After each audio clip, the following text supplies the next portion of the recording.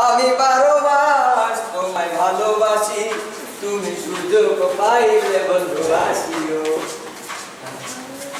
শোনা যায় এবং খবরও পাওয়া যায় যে কোনো সুন্দরী রমণী প্রতারণার ক্ষেত্রে একটি ছেলে 20 থেকে শুরু করে হারপিক পর্যন্ত খেতে রাজি হয়ে যায়।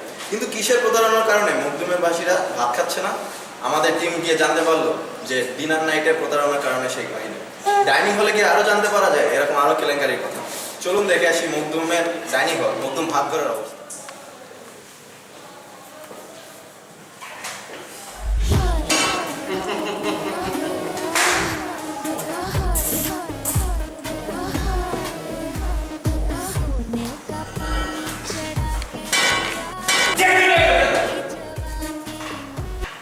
সমস্যা ভাই ওর ভাই ক্ষুধা লাগলে হ্যালোসিনেশন হয়। কি হ্যালোসিনেশন? এই এদিকে আসো, ওদিক ফেস করো। এটা কি ধরনের, কি সমস্যা? কি এদিকে কি কি হচ্ছে? এদিকে কি ঠিক মতো করছে?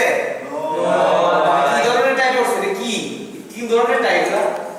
হ্যাঁ ঠিক মতো করে যাও।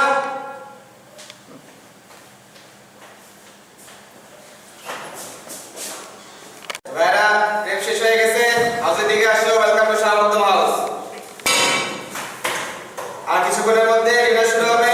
এই দেখো কাই লাগানো হয়ে গেছে, তোমাদের সব জায়গায় কাই লাগানো হবে। কার এই অর্ডার আছে? শেষে খাবার হচ্ছে মনের কষ্টে গ্লাস ভাঙতেছো, প্লেট ভাঙতেছো, আবার ঠিকঠাক মতো কোনো কিছু পে করতেছো না। শেষে আবার এখানে দেখা যাচ্ছে যে তোমরা খাওয়া দাওয়া ঠিক মতো করতেছো না, ইচ্ছা মতো খাবার নিতেছো, চুরা করতেছো। আচ্ছা যাই হোক, এখন 5 মিনিটের মধ্যে আর 5 মিনিটের মধ্যে শুরু হবে। এখন 11টা বেজে গেছে, আর 5 মিনিটের মধ্যে আমরা শুরু করব ডিনার।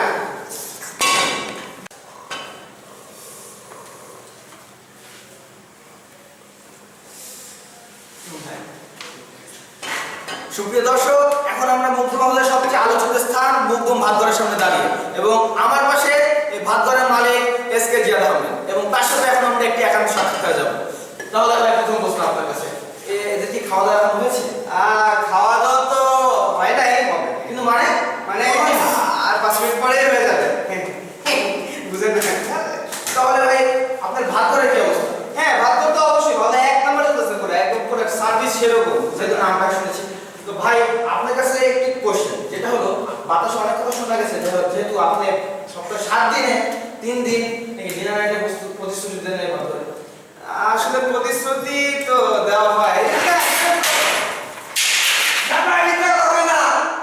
না, আসলে বলা হয় কিন্তু করা হয় না।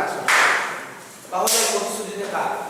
প্রতিশ্রুতিটা আসলে তো আমার তো কোনো সমস্যা, আমার দোষ নাই। এটা মহাজন যেটা বলে আমি সেটাই সবাইকে বলে দিচ্ছি।